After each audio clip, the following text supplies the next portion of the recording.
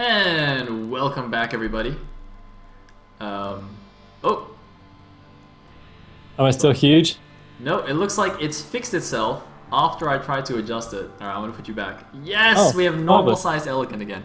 Oh, that's Anyways. brilliant. Because I felt so balloony for a second there. And also, you Ah, can see my lovely t-shirt. yes, indeed. You know, That was a problematic. tragedy. Yeah, tragedy indeed. Anyway, we are going on to game number 3 in this best of 5 series. South Park is on the ropes.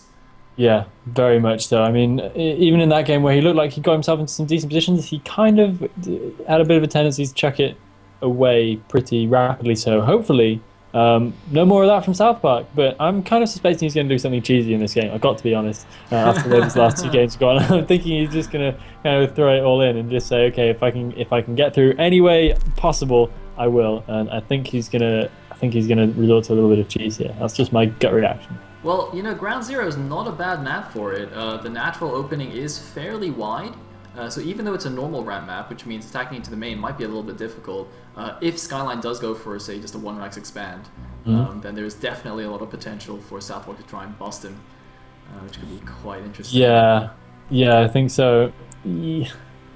But I don't know. Oh God. I just want to see what happens. I think we should go into it as soon as possible because I'm having trouble making any decent predictions about this whatsoever. And yeah, I'm ready to see what these guys can do. Well, again, your wish is my command. Let's go into game number 3.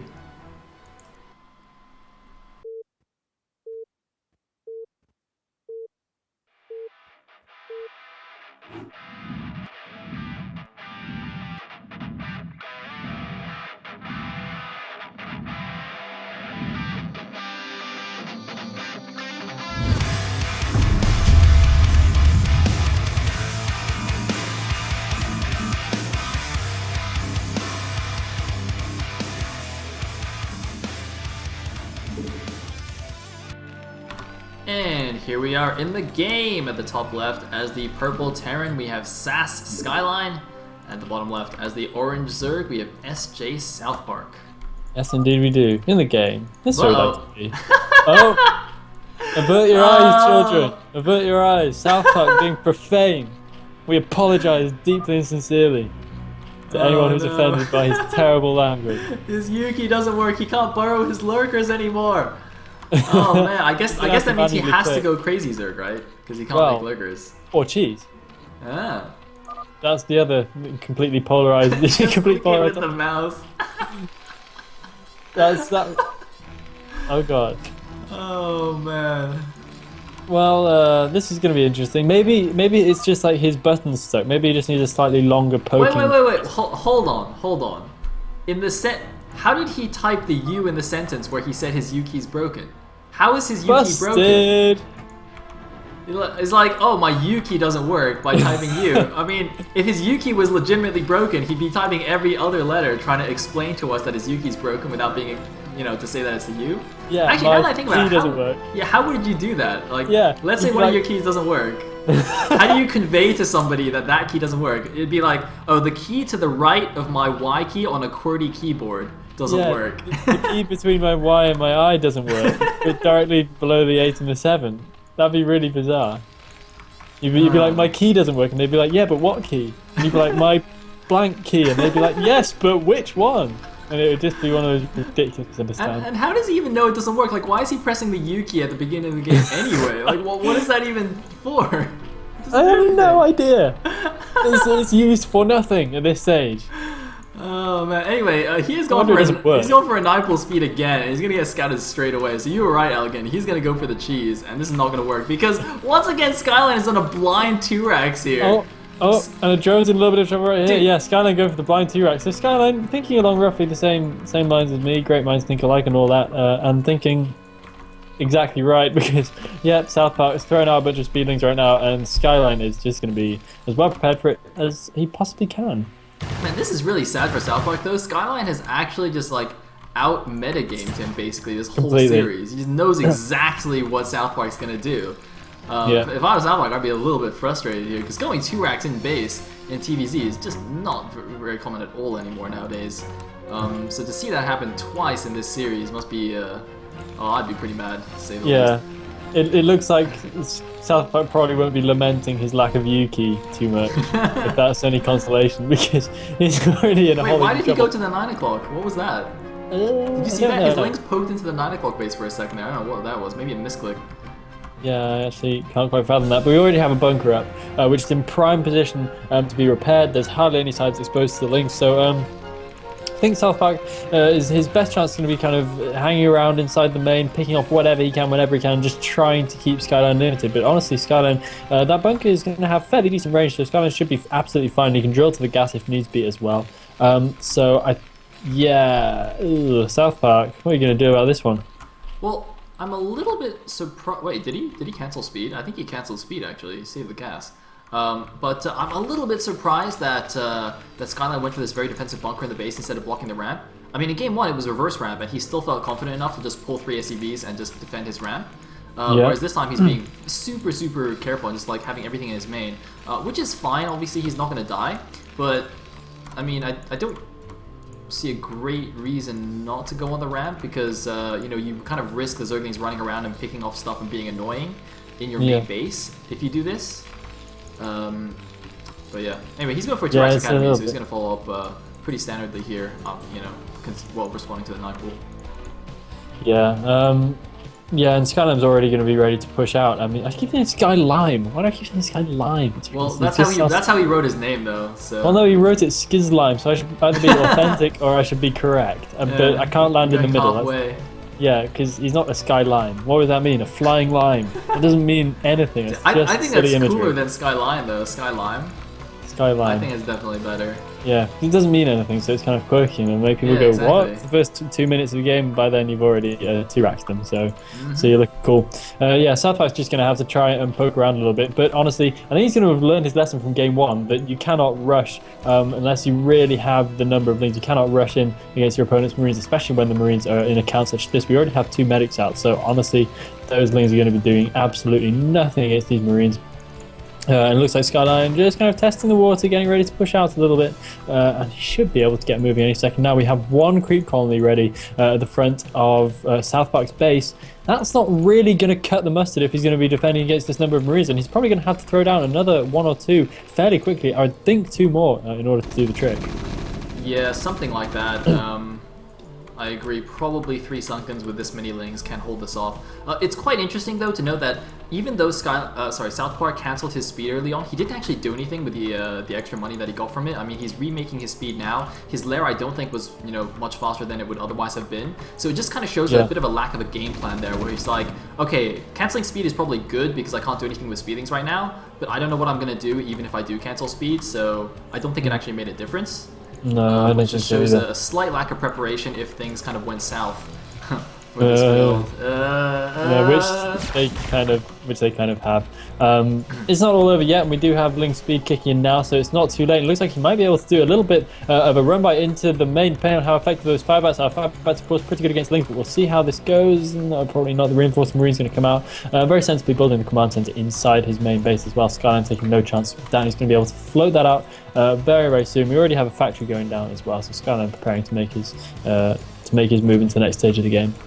Where's the... Oh, there it is. There's a Spire. So it's above the ramp. I thought that as well. It's just in a slightly funky position there, right at the top of this ramp. That's fine. So that's about to pop. He's going to make some mutas. Of course, he doesn't actually have any larvae, actually, to make mutas, because he made a bunch of drones right before. Oh, what the heck? Oh, man, Skylot, or SouthPark. Man, I keep getting these guys messed up. That's... He just... You know, you're supposed to save your larva to make mutas as soon as the Spire finishes, and he had just made a whole round of drones, so he actually just didn't get anything. But oh man, his Zergling counterattack! Wait, what's going on over here? The Zergling counterattack actually caught both Firebats out of position while I was freaking about nothing. And it looks like with a good little SimCity there, the Marine's going to hide between the barracks, but this is definitely going to delay this natural expansion. Yeah, and this is the kind of thing that could get SouthPark some leverage back into the game. And it's a nice little way of taking the opportunity as well. He saw an opening and he went for it. So SouthPark showing that he's not all done as of yet. The command center is going to be held up for quite a significant amount of time. And as Skzlime tries to make his transition, that's going to be quite damaging in terms of his timings. Meanwhile, it's really weird that point you just made about the round of drones, because you're absolutely right. I mean, I don't know why exactly, he would make that choice because he knows as well as we do that you need to be stacking up lava in order to get that done. But nonetheless, it looks like these Mutas might be able to come in in conjunction with the Zerglings and might be able to regain control of Skzlime's natural once again. Skzlime could have a really hard time getting this command center down, but oh no, not waiting for the Mutas, throwing all his Lings straight in. Means that the Lings all go down and 2 of the Marines survive, so these Mutas are probably not going to be effective as they would go to be, but nonetheless they're going to be able to go in and grab those 2 remaining Marines as the main force comes back. That should be able to clean up these Mutas, or should at least be able to force them out of the natural, but SouthPark does have the capability. If there's anything he can do, he can mutilate micro, and so he might be able to do a decent amount of damage here. Oh man, he's not really microing very well though. I mean, yeah, I agree. just You know, for someone who's supposed to have really good ZVZ, I would expect him to have really good Muta micro, but you know, kind of doing a bit of an awkward stop and go there on the mineral line. But taking so much damage. What is he doing? Oh man, SouthPark, dude, dude.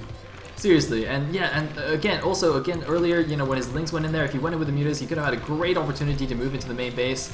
Really could. Didn't really take it, so a bit of a wasted opportunity. But wait, he's actually ahead in supply. Not quite sure how that's happening. He's coming in with a bunch of Lings right now. He might kind of go for a dual attack with the speed Lings, although I think that'd be a bit of a disaster. But to be honest, at this point, I wouldn't put it past him to try. But I don't think he's in a position where he's that desperate yet. He can keep trying to chip away at this natural, because honestly, there are not many missile turrets. There's one missile turret over on the left-hand side, which he could probably pick away at if he chose to. But it looks like he's going to try and find another angle of attack, and frankly, I can't blame him that much. The main base not looking that heavily defended for Skzlime, so I think there might be an opening for SouthPark there if he chooses to attempt to exploit it. Definitely, there's only one turret covering the mineral line. Although, having said that, there's still that bunker left over from when he was defending the 9 pool. So if you could just stick a couple of Marines in there, actually, that would actually help in the Muta defense as well, which is kind of interesting. But yeah, I mean, this mineral line is so easily harassable by Mutas, and especially since they spawn vertical positions, it's so easy for the Mutas to come over here, kill a bunch of SUVs, and then if need be, move back and defend the natural. But oh man, what is this Muta control? SouthPark! He's also taking the close third in between their bases, which is absolute madness. Yeah, wow, why is he even doing that? Because there is really no need to do that. I mean, for speed of reinforcing, I just don't think it makes that much of a difference to Zerg. I don't think it matters enough to put your base in that kind of a situation of jeopardy. Scouting around, for some reason, top right-hand corner, SouthPark seeming to... oh, he's going crazy Zerg again. He's not getting it then.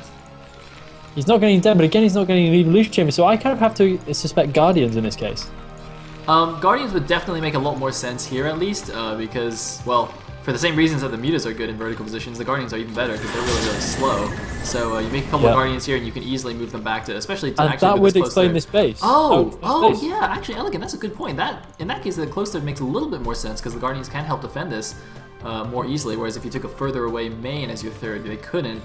But I'm not really sure if the benefits there outweigh the danger of having a base so close to the Terran. And this fat vessel, I don't think it saw it though. It was very, very close. I don't think it quite got in range. But yeah, somehow SouthPark is still basically even on supply with the Terran, despite that pretty questionable Muta harass there, as well as getting behind in the opening. So yeah, not too bad so far. Although hopefully the Muta Ling attack that he does goes better than in the first game.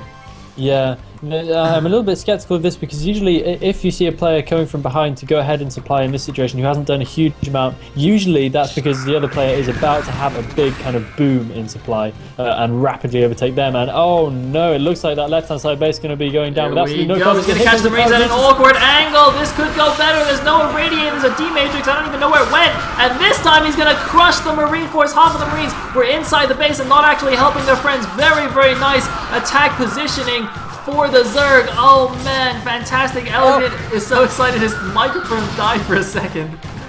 Sorry about that.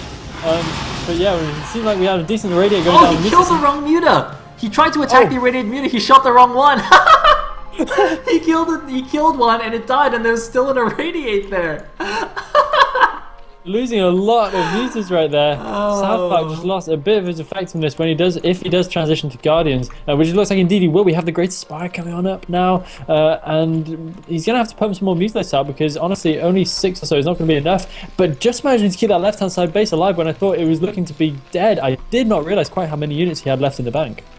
Yeah, that was really crazy, and that just shows you how important the positioning is. I mean, I don't think the army sizes were that different from the first game, but in the first game he was kind of running all in a line down the ramp into the medic marine, and this time the marines were kind of spread out in a line with half of them already in the base, and a little bit of a mistake here losing some lings, but I think I was still only maybe 6 or 7 lings. 6 lings, yeah. So not the end of the world. He's got a lot of mutas at his 9 o'clock base. I don't know if Skzlime's actually aware of the Guardian threat just yet, if he scanned it or not. Yeah, I think being Skzlime, he should have been able to think this through. He should recognize the base positioning, and he probably will have scanned. There he goes, directly scanning on top of the Great Spire. So now he will know what he's up against, and he knows he needs to make sure that those science vessels stay alive. Might be able to catch a small drone transfer. Will the drones be able to get up the ramp? It looks like the Marine's going to catch all but one, who lives to tell the tale to the drones already safely in the base. There's so many Guardians. They're all morphing in a clump though. 2 Radiates could just kill every single Guardian. But wait, what does he have at home? He didn't morph any at home. He has nothing. Oh man, he needs to bring some of them back or something. He also needs to make some skirts to kill these vessels. These vessels are just going wherever they want here. Just kill the vessels. Oh no! Oh no! They need to finish morphing! He's gonna erase them! The Guardians! Oh no, there's a quadruple eraser here! The Guardians are all stacked! Oh my god, the Iranians are just gonna kill everything! The Guardians are exploding! Oh no, SouthPark! SouthPark! He's gonna lose like 12 Guardians here. The Scourge finally come in, but he's only got 3 Guardians left, and they're gonna get taken down here. Horrible, horrible move. Oh no! Oh my god! And the Lost Guardian suicides into the turrets. What the hell? SouthPark swapping all of his 12 Guardians for 4 science vessels. That's not a good trade. SouthPark has no cash. He has no Guardians. He has no Mutalisks. He has no chance. That was one of the most horrible things I've ever borne witness to. Oh man. Alright, so now there's a giant marine force and there's absolutely nothing he can do about it. Man, that was like 12 Guardians just down the drain instantly. I think he killed like an SCV, and that was it. Oh man, this third base is dead. Nothing he can do about it. He's just gonna have to hold his natural and full back, but I don't know what his game plan is gonna be from here on. I mean, he's making a few more Guardians. But, well, there it is. GG from SouthPark. And Skzlime is the first player through to the semifinals with an easy 3-0. Man. That was a storming set. Skzlime just absolutely not thinking twice, just bashing directly through SouthPark. And that's got to hurt for SouthPark.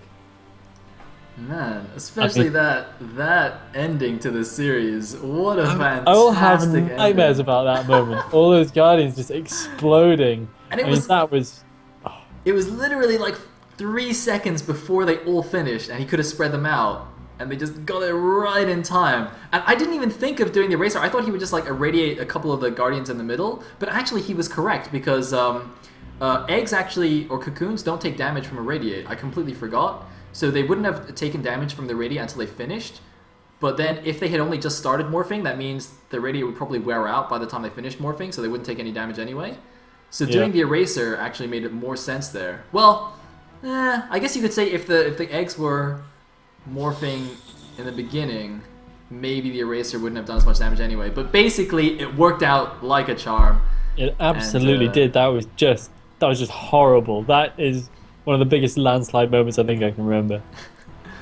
That's going to go into the highlight reel for sure. Oh, absolutely. That's already in there. That somewhere Stratos or whoever it is that does these, I often forget, is literally cutting that out already just so he can keep it for later. Timestamp saved. Alright, so congratulations to Skzlime, our first semi-finalist, and to Terran. Yes. Yes, that's a victory. But don't worry guys, we have one more best of 5 series for today. It's going to be another TVZ between Michael and Terror. This time it's going to be the Zerg invite playing against the Terran. I think people in general, myself included, probably going to have a little bit more faith in this matchup. And yeah, really looking forward to seeing what these guys can break out after that really, really difficult to watch 3 games. Especially that last one. The last one was amazing, man. I have no complaints. It was a glorious, glorious moment. Yes, it was. Those SUVs will be kind of rubbing bits of falling Guardian off them for weeks to come as they happily mine in peace. Indeed, indeed. All right, so with that, we are going to go to a commercial break, and after that, we will bring you guys the next series between Michael and Terror. Don't go anywhere.